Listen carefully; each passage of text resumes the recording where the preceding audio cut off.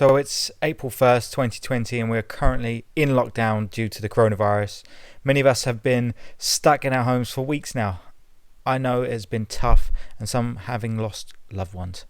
I just wanted to say how proud I am of our resilience and commitment towards keeping safe and healthy. For personal sanity and mental health, I've taken this time to connect with loved ones by preparing and cooking meals together and via video calls with family and friends each evening. I think it does me some good. So make sure you take this time to look after yourself and remain positive. Hi, and welcome to the Kind Community Sustainability Podcast. I'm your host, Gianna Velli, and on the show, we uncover the stories, tactics, and skills of people doing great things for the planet and turn their experiences into practical advice that you can use to impact your own life and those around you.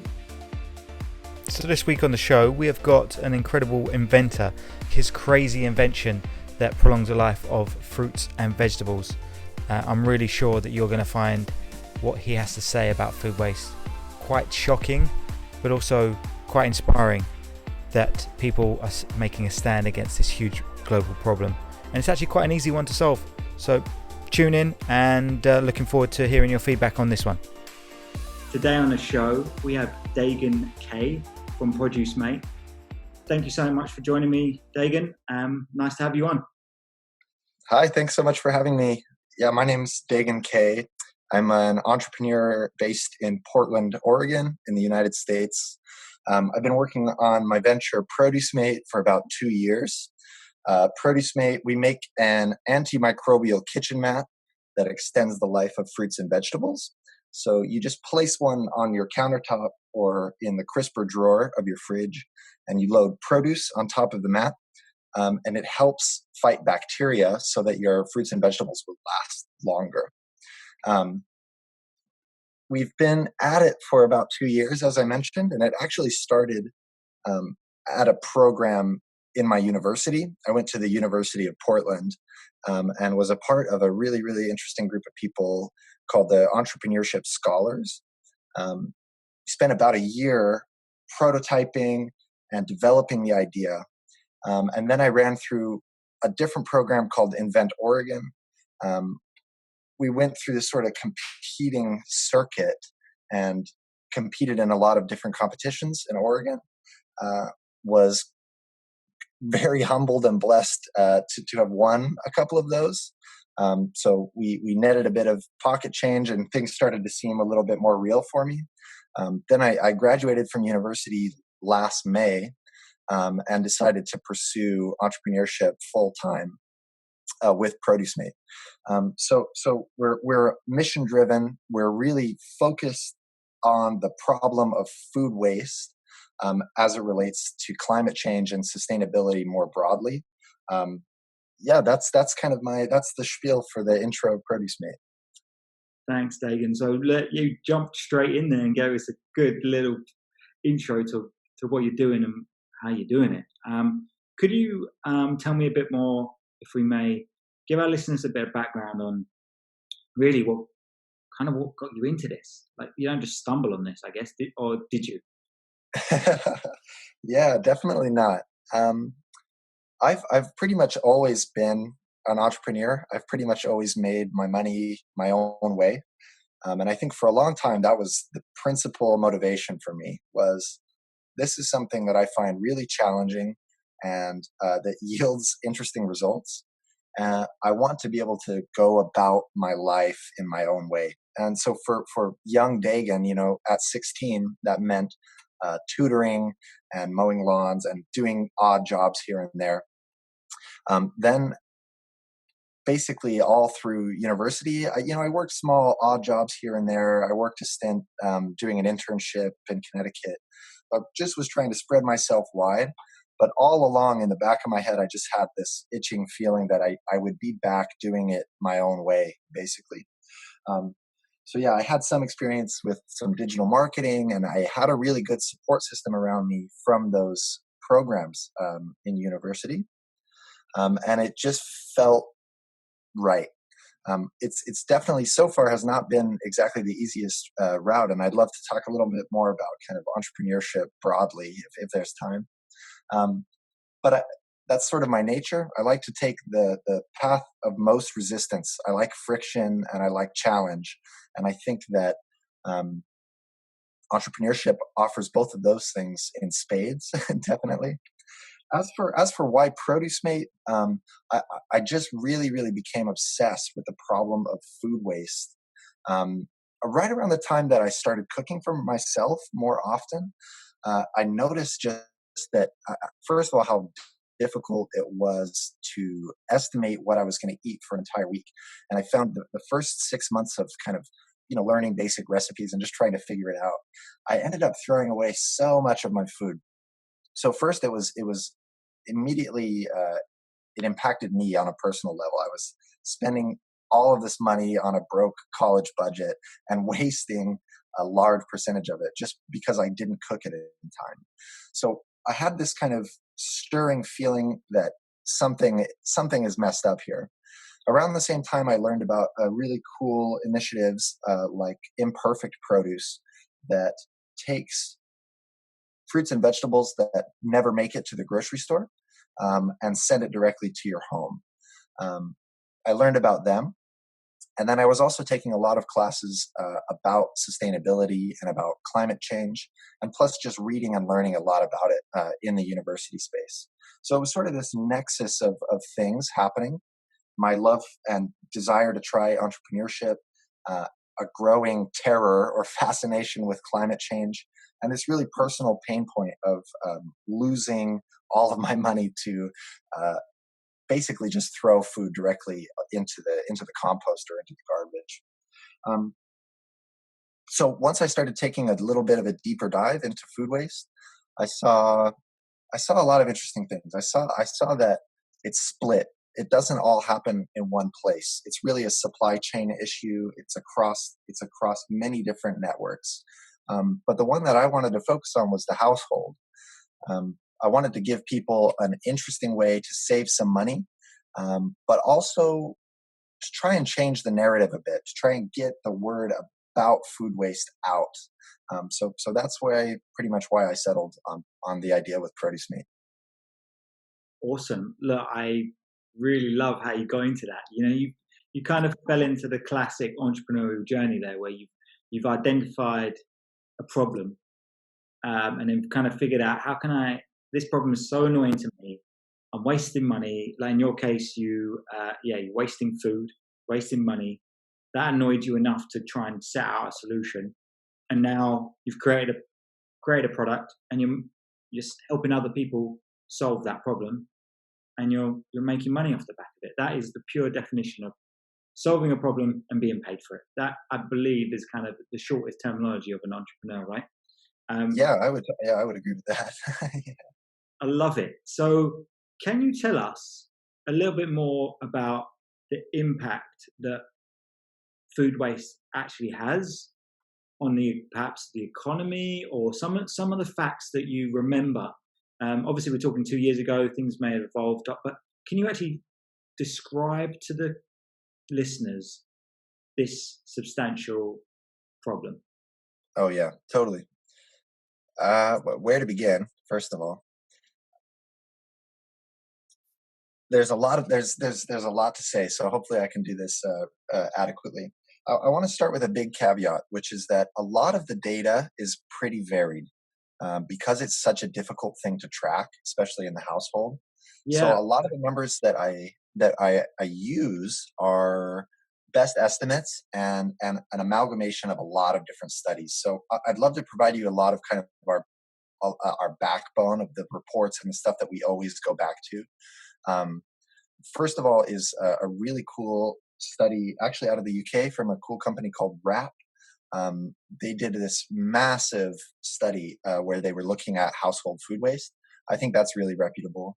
The second is a good study from the NRDC called "Wasted: How America is Losing Up to 40% of its Food." So I'm gonna reference those two mainly, but I just like to put that caveat in there before I spew numbers. That said, I think it's pretty much agreed upon.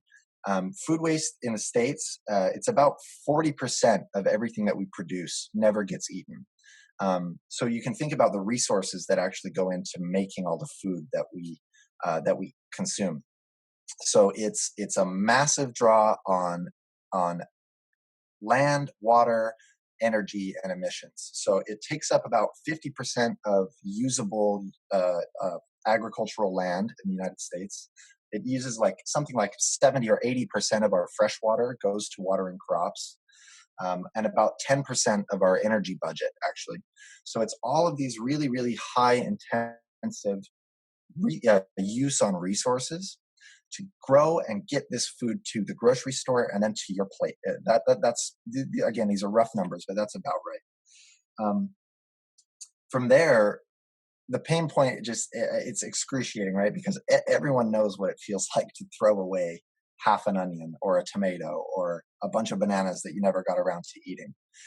There's like this cruel thud that comes from when it hits the bottom of the trash can or the rubbish bin in your case. So I think it's something that people can relate to on this really, really simple level of it just doesn't feel good to throw stuff away. I don't think anybody is trying to waste their food. So what is it then? Where is it coming from? I started doing a lot of research about this, and it turns out that it's like 45% is wasted in the household. Another third overall comes from restaurant waste. About 10% from grocery stores. So there's all of these unique areas where we're just not doing good enough. My approach then was let's try to dissect this massive problem, because I think really often in climate change, especially, the narrative is so pervasively negative and petrifying. I wanted to do the opposite. I wanted to say, how can we make this tangible for people, and how can we give real people a way to make an impact? So for me, it was the household. Let's focus on the household food waste first. It's $160 billion industry, food waste. It's like 365 million pounds of food are wasted every year. And meanwhile, 1 in 8 Americans doesn't have a steady food supply. They're food insecure, or they live in maybe not 1/8 live in a food desert, but maybe you've heard the term food desert. There's all these places where we're not doing enough to feed our people. And on the other hand, there's this massive hypocrisy of not eating 40% of what we're growing, to continue to spew. Once that food that is getting into the land, into your trash can, ends up at the landfill, it's responsible for about 8 to 9% of greenhouse gas emissions from the outgassing that it's doing from the landfill. So you have to think it's the largest occupant in our landfills is just wasted food. All that food outgassing methane, which is extremely potent in terms of greenhouse gas. It's like 25 times more potent than carbon dioxide. All of that outgassing is contributing to the problem. So it's systematic. It's really, and I use that word in the most true sense. It's a system that is fundamentally broken. And so I've been learning a lot about food systems broadly. Who are the stakeholders here? How do farmers feel about this? How do grocery stores feel about this? How do people feel about this? I came to one really simple conclusion, which is that food waste is super dumb. It's just this really, really solvable pain point. In terms of climate change, it's if we can reduce the amount of food waste, it would have a similar impact as changing our diets. So you see really often that a good way that a single person can contribute is eating less red beef, for example, or eating completely plant-based. If every American was doing that, eating plant-based, it'd be basically the same as reducing your food waste. So to put it on a scale, it's just as important as what we eat is what we don't eat. And it has just as big a potential to impact climate change as our diet. So I think that's really interesting. There you go. I think that's the big picture.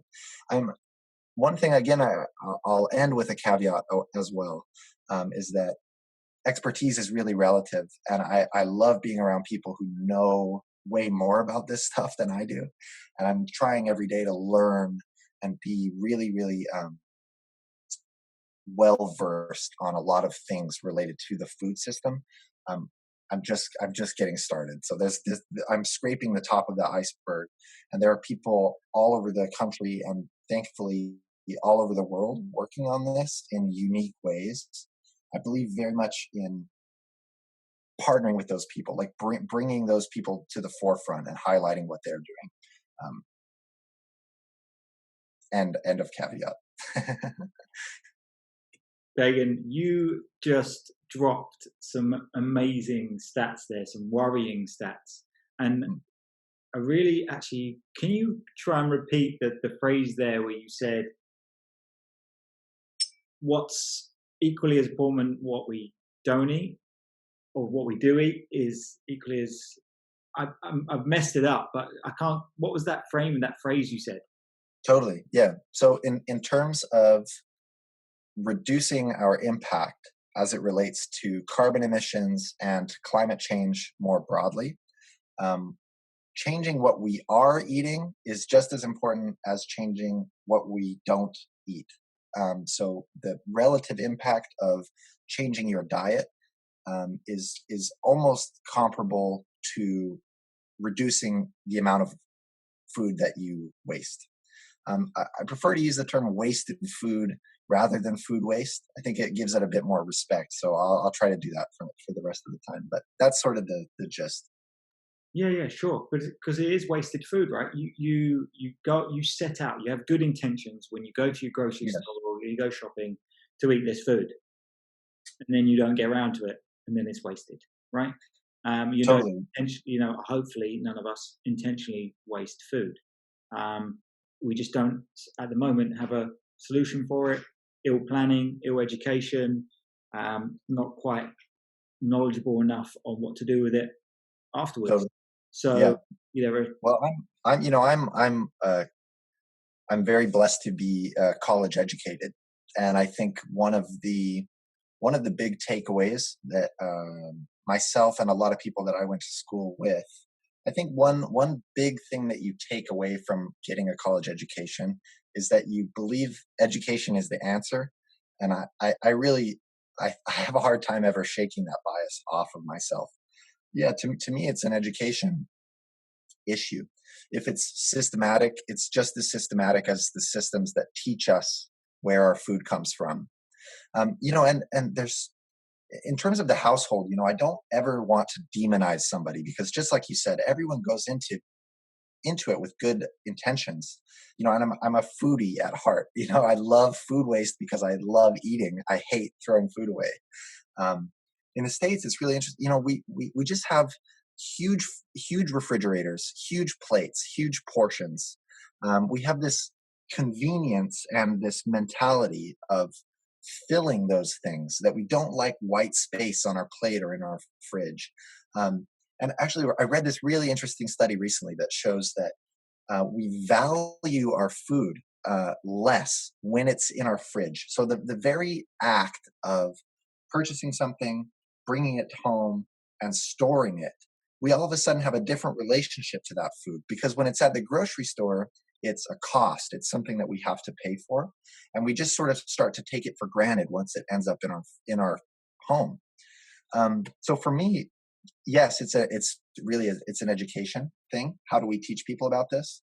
But I would put a little spin on that, and I would say it's a question fundamentally of respecting food and respecting the resources and the time and the people that put their energy into making food and making food delicious, especially. Yeah, I totally agree. Dagan, can you expand a bit more about what is Produce Mate? Tell us, Yeah. do you have an example you can show us? Or what I can do is I'll obviously link out to your website and where people can buy it from. But can you just explain to us what it actually does? Yeah, definitely. There's a garbage truck right outside of my window right now. So maybe just we'll give it 2 minutes if that's okay. Yeah. Yeah, No problem. I think he's passing now. Um, yeah, let's see. So I do have one. I'll hold it up to the camera, and hopefully that will be okay. So produce basically is made of silicone, fundamentally, like as its base material. Here it is. Yeah. So it's really thin and flexible, as you can see. It's almost like a wavy kind of. So it's got really like a small and thin form factor. But basically, what it is fighting bacteria. That's the main thing that it's doing. Um, the process is really interesting. It's been fun to learn. Speaking of kind of entrepreneurship and learning through failure, it's been really interesting to learn about the manufacturing process. So, okay. Uh, Produce Mate is as a base silicone. We mix in antimicrobial minerals. So these are all natural minerals that fight uh, dangerous bacteria like E. coli or Staphylococcus, and also less dangerous bacteria, but the sorts of bacteria that are responsible primarily for initiating the rotting process of fruits and vegetables. Um, so at the factory, they sort of stretch and roll and pull silicone dough. It's almost like Laffy Taffy, kind of is how I would describe it, or like saltwater taffy, kind of. We literally just in you could think of it as an infusion sort of, or a bonding. Our minerals adhere really tightly to silicone. In fact, the bond is going to outlast the materials, is basically how I've been explained, how it's been explained to me by our manufacturing people. Um, this bond with the silicone is super tight, but silicone is just porous enough that you're getting the benefits from whatever you mix into it. So we use a lot of similar materials to medical equipment. So any place that something would need to be extremely sterile for contact with human food or a human, full stop. So basically, it's overkill. Like it's a lot for your fridge, basically, which is great for us. Um, at home, basically, if you get a produce meat, it's super simple. There's nothing to it. There's nothing to replace. It's extremely low maintenance. You just leave it in a fruit bowl or on the counter, or ideally in the fridge. It definitely works best in the crisper drawer where your fruits and veggies are usually stored in the fridge. Um, you just leave it in there. It creates a nice little cushion layer. It actually makes your fridge easier to clean if you wanted to be a little neat freak, definitely. So it just lines the bottom of your fridge and gives like a cushion for all of your fruits and vegetables, and fights the bacteria that accelerates rotting, or that usually accelerates rotting. So fruits and vegetables go bad for a myriad of reasons. It's extremely complicated. It has a lot to do with humidity and airflow. But the primary thing that's going on is damage from microorganisms. So when I learned that, it was just, for me, it was like this eureka moment. Like, oh, if what's primarily happening is that bacteria is getting to it first, like we just have to get to the bacteria. So our minerals basically interfere with the reproduction of bacteria. It's called meiosis, which is about as much as I know. It's a pretty complicated process also. So simple math: fights bacteria. Less bacteria means less rotten produce, means more money in your pocket, hopefully. Awesome. So it essentially is a mat that you put alongside the produce you're trying to save, and it Yep. prolongs the life of them, so you get more chance to eat the stuff. Exactly. Yep. It's just that simple. It needs a regular cleaning. It'll last. So far, our oldest prototypes are over 2 years old, and they're still working just as well as day one. In terms of like the half-life and the degradation, they'll last certainly for 2 years. We're working on implementing a recycling program too, so that even when you're done using your produce mate, it has somewhere to go. And a reason that we went with this form factor is just that a lot of the other people who are trying to tackle household food waste are focused on absorbing ethylene. Ethylene is basically an enzyme that is released from fruits and vegetables that tells, you could sort of think of it as like a communicator. If one banana is releasing this ethylene, other bananas around it will start to ripen faster. And so they're focused sort of, they use these little replaceable, disposable means of absorption. And to me, it was the question was, well, what good does it do you to save a head of broccoli if in the process I'm throwing away something every single day that is not recyclable, that is also going to end up in a landfill? To me, it needed to be long lasting. It needed to be multi-use. It needed to be as modular as possible, and it needed to be simple. So what we ended with is something I'm really proud of, and it's been a really fun process to learn about design and manufacturing to get it to where it is. And I think people are going to love it. And just to clarify, actually, earlier you mentioned making money. We're totally not. This is we're very much still in the early stages. We're coming to Kickstarter first, just to get it into the hands of people who love us, and from there, who knows? But Kickstarter first, and that will be in about 2 weeks. Okay, so what, you're pre-launch right now? Yeah, totally. I guess I should have started there. Yeah, but we're in pre-launch, you could say, definitely. But tons of work so far. Third-party testing. We test our own stuff all the time. Building prototypes. Even today, I'm about to send minerals out to build new prototypes. So we're always iterating. Interesting. So as of 14th of February 2020, for any listeners that are listening in advance, we were having this interview pre-launch.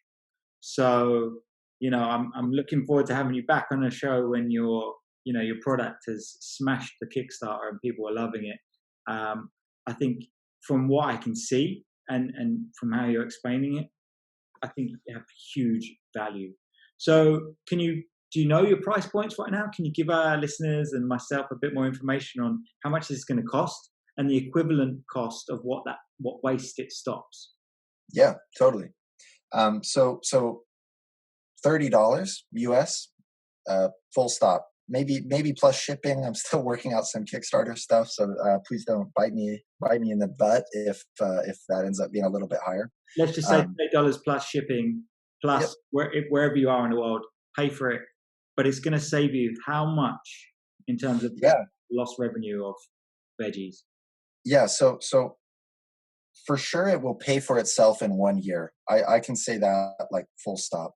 To flesh that answer out a little bit, the average family of 4 in the United States is wasting like $1,500 worth of food every single year, and that's the conservative estimates are like 1,400, and people who actually tend to what's interesting is people who eat healthier and families who tend to have more disposable income waste closer to $1,900 every single year. And so the breakdown of that is that $300 of that is fresh fruits and vegetables for the average family. So in an ideal world, if ProduceMate helps you save every single ounce of food waste, it will pay for itself in 10 times over every single year. I'm a bit more realistic than that. We're very much about marginal gains and about transparency. I don't want to.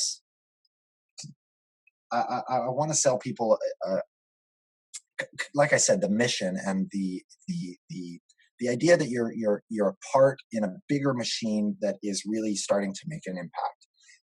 Climate change is huge. Like, the scale of it's impossible to visualize. The psychology of our brains doesn't understand numbers as large as what's going on with climate change.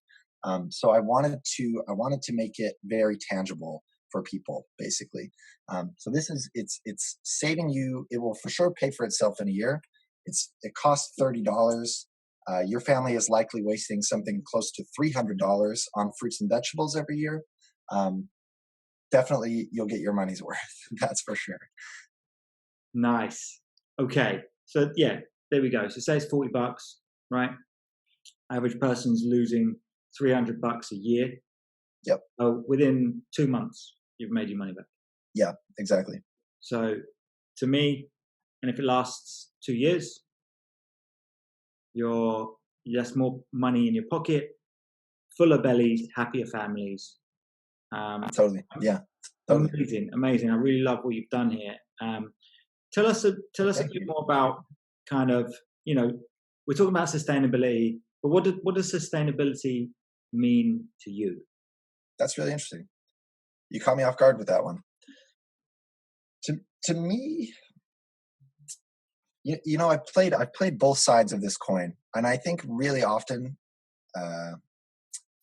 the narrative is to be cynical and to be full of fear about where we're headed, and to really feel disenfranchised by the powers that be, so to speak, and the systems that have got us to the point that we're at.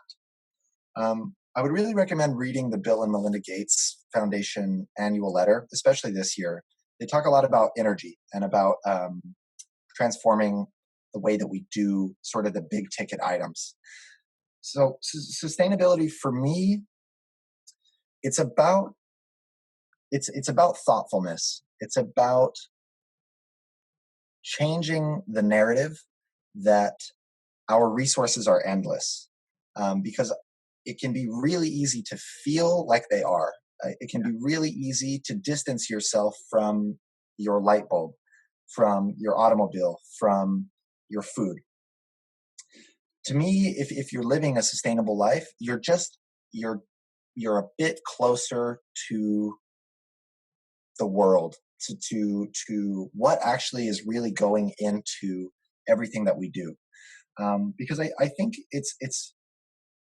I very much believe in people, and I think that nobody is out there doing this maliciously on purpose. Large corporations are motivated by certain things. They have certain motivations that are outside of their control. Certainly, a lot of big players should be doing the most to shift the way that the world works, essentially, into renewable energy, for example. But sustainability also means, as I said, on a personal level, it's about thoughtfulness. So it's about making small decisions every day, and it's about just doing a bit better than you did yesterday. So our product, I think, helps people do that. But I'm very much aware that that's just a slice. It's just the start. We're the tip of the iceberg. One example that I like to bring up in the discussion of what it means to be sustainable and how should we do this is a lot of places right now are working on banning plastic straws and banning plastic bags, for example, in favor of paper because it's a renewable resource. Amazing, totally. That sounds really great. What I don't want to do is let those small victories be everything, be the whole narrative, because certainly there are bigger issues. Just like wasting food at home is a pain point and super important, and I know that we can do better. And so here's a way that will help you do better. It is still a piece of the puzzle. So we need good policy. We need responsible business owners. We need podcasts like this that talk about it to people. We need to admit that we know far less than really what's going on. I think it's fundamentally a systems change. Like, if we're going to be able to do better, things need to look fundamentally different. So here goes nothing. That's the part that really matters to me, is the mindset, is like, let's be optimistic. Let's look at it like a problem, and let's be problem solvers. Let's be creative. Let's work together. Let's build partnerships across disciplines, across culture, across industry, across government. I have a lot of optimism for the world, and I would love to be a part of the narrative that is making that shift toward sustainability, toward renewability, toward a new world, a new way of doing things. I believe in it. Here goes nothing. I love that. It's really interesting there in that, you know, it doesn't come down to one single person, one single industry. Once we collectively have got ourselves into this mess, we collectively can get ourselves out by a new outlook on things. We hold the power back in our hands, you know. And I think what you're saying is collaborative effort, perhaps working as a community to change things together will make a bigger impact. You make one small change each and every day, compounded, makes a huge difference. Totally. Yeah. And just to continue to play as much of a realist as I can, for sure, big systematic change. It's top down and bottom up. It needs people yelling about it, and I mean yelling in a really real way. I mean, get out there and let people know that this is what you care about, and also voting with your money is super important. Make sure you're always buying. Make sure you're just really thinking about where your dollar is being spent, and use it to support systems and small businesses that you care about. I believe, and I built a company that is about incremental gains. It's about the power of the collective, totally. I'm not so naive to say that wasting less food in your home will solve every single climate change problem, but I am suggesting that it will be enough of a nudge in the right direction that at least it's getting your mindset into a place that it feels possible. Because if we're only negative, if we're only knocking down especially young people, we'll never get to where we need to be, which is really this kind of fundamental reform of policy, government, business, etc. So yeah, I believe in the collective, and I believe in people's personal ability to really make a change. So yeah. Dagan, look, that's one of the reasons why people like you are part of the kind community. Listeners, we are a collective. We're the movement for a sustainable future. We can all make a small difference every single day, which will compound and make a big difference in the future. Dagan said, vote with your wallet. Yeah, consumers make conscious buying decisions. You start voting with your wallets. People will have to change the products they try and sell to you, because you're not buying them because they're bad. You're buying them because they're good. So that's one of the things I'd love to for people to make sure that they take away from this podcast. Dagan, just want to quickly say, what do you think of this spot right now where we're at? That looks nice. I like it. Yeah, I mean, I tell you what, I want to just thank Homegrown for putting me up in one of their lovely event rooms for this podcast. They've been very kind to us and myself in letting us set up the podcast recordings here. We do a lot in person down here. You over in Portland, Oregon couldn't be here today, but you know, I wanted to make sure that you could get a nice view of what you could see. So that was just a sneaky little thank you to Homegrown. It's much appreciated. But you were saying, for me, a couple of points here on collaborative effort moving forward. So what's a brand that you're seeing doing really great things for sustainability right now? Oh, that's an interesting question. There are certain brands that I look up to that I try to emulate with Produce Mate, and there are certain brands that I look up to as a consumer. Not sure which you'd rather. I don't know. To me, honestly, like the people that should be doing the best are the biggest people. You know what I mean? The people who get the most press. The more that they do well, the better for everybody. So my go-to all the time is Patagonia. I mean, I think that's just such an inspiring story too. I would really recommend reading Yvon Chouinard's autobiography called "Let My People Go Surfing."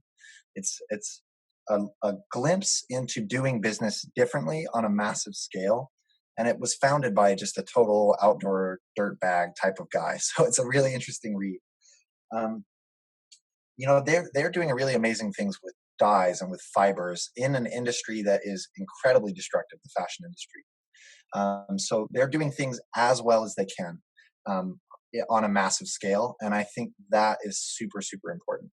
A brand a little more close to home is a mentor of mine and a company that I really look up to is called Nossa Familia Coffee, founded by my good friend Augusto. They have a really amazing kind of homegrown story. They just finished. They're a B Corp now, which in the States is sort of the highest thing you can do, the highest standards for sustainability, basically. But one thing that Augusto says is progress and not perfection. So he has this very grounded understanding of using the system. Oh, this sounds almost anarchist, but bear with me. Use the tools at your disposal and the system around you, to start making better decisions. Lean into what you cannot change, and in hopes that success and resources will help you change it later. Similar to the idea of vote with your wallet, like doing good business requires it's a lot of work because it's not the norm. It's not what is expected of you. It's not the easiest way to do it. So I love Nossa Familia so much because they embody the fact that it's a journey. Like we are trying to figure out how to do good business, and business that's good for the planet, for people, first, not profits first, but planet and people first. That's so, so important to me. And so I really look up to them for that kind of guidance. Planet first, people first, rather than profits. I love that. He was saying, lean into use the system and lean into what you can't change in the hope that it will change in future. Yeah, definitely. I love that. Does it taste good? Is the coffee any good? I mean, that's probably the most important thing. Okay, so far. Yeah, it's okay so far, I'd say. Another example I'll use to kind of illustrate what I mean is like the power of wealth, and I'll go back to Bill and Melinda Gates for this. If you want to enact systematic global change, you need to empower people with money. 100%. I think funding small. I mean, look how Bill and Melinda Gates cured malaria. It's not with it's with funding other systems, like other small, other non-profits and for-profit ventures that are using amazing people to hone really specific solutions. They need money. Bill and Melinda Gates have money. So money is an example of a system I think you can lean into. I think you have to make a profit to be a business, full stop. I think that leaning into making a profit means making a product that you really believe in, that's as good as it can be. And then not letting that money go to your head is the part where you game the system. It's where you just lay down some things that you won't compromise on and really stick to your values. So for Produce Mate, that means using our profits to attempt to solve the problem of food waste, not to line our pockets, not to make a ton of money, but to contribute back into nonprofits and for-profits that are also doing great work. So that's an example, I think, of maybe gaming the system, or an atypical way of looking at what capital can do for you. It's not always easy. It doesn't always work. So it's really, like I said, it's a journey. It's about learning as we go, I think. Yeah, Dagan, it comes down to education, doesn't it? There, like that is, once you realize there are systems in place that are educating you as a consumer at the moment on what to buy, there is no transparency in there in what that system is, and no transparency in what that product actually does for you and the environment. As soon as we become educated, we're knowledgeable on buying consciously, the system starts to change. The system has to change. And one of the things I want to do in future with Kind Community, and one of the things I'm really fundamentally passionate about, is that our pillars are transparency, education, and kindness. Without those things, we're not going to be able to grow. So if we look at things on a macro level, changing those three things will change everything. If you're kind to yourself, you're kind to the people around you, and you're kind to the environment. When you're coming from a place of scarcity and unknowing, or perhaps just not in a growth mindset, you're coming from a corner, you're in a place of fear, you naturally believe that you should be taking, you're defensive, you're aggressive, you're buying things in impulse, right? You believe that you should be buying this stuff because what people are saying, you're going to miss out. There's FOMO. If I don't buy this brand in this season, I'm not going to look cool, and I'm not going to be able to keep up with the Joneses, right? Fundamentally, we buy too much shit to impress people that we don't even like with money that we don't even have. Yeah. We're trapped in that system.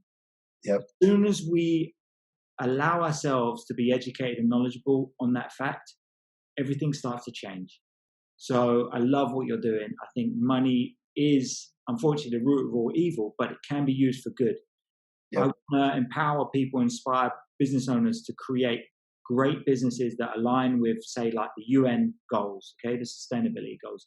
I believe in the future, if you fundamentally align your business with one of those goals, you're doing good. People are more likely to buy from you, and people are going to want to work for you because your values align with their values. And over time, we will start working for and using businesses and products that are good for us. But until then, get knowledgeable, get an understanding of what's out there. Listen to this podcast. Listen to people that are doing great things like yourself. Buy produce, mate. save that money in your back pocket. Rather than buying more fruit and veggies that you're probably not going to eat anyway, you can spend that on maybe buying that jumper that's slightly more expensive because it's more sustainable and the worker paid ethically. That's where the circular economy and that side of your funding for good. Anyway, ran over here. I could go on for hours. I want to hear you. So tell me, tell me a product that you're using right now, apart from your own, that is doing good for the planet. Oh, sure. Yeah. Well, I have to respond. I mean, first of all, not a rant, amazing, super. I totally agree with you. And it just put a smile on my face. It's just like, yeah, we're doing it. We're doing something amazing. I really feel it. Yeah, let's see. I'm just like looking around. Well, okay. I maybe won't highlight a product, but maybe I'll highlight some food. Or maybe I'll highlight maybe just kind of my approach to it. I'm very much like if it's reduce, reuse, recycle, like I thrift a lot of my clothing is maybe one example of a way that maybe an atypical or not the first example you expect about being sustainable. I repair all of my clothing. I think that's also super important. If it's ripped, try to sew it up first before you just throw it away and try something new. And then in terms of food, I try my best to buy in season and locally. I wish I had a better list of like people I could really specifically shout out. But just shop at your farmer's market if you're lucky enough to be able to afford it.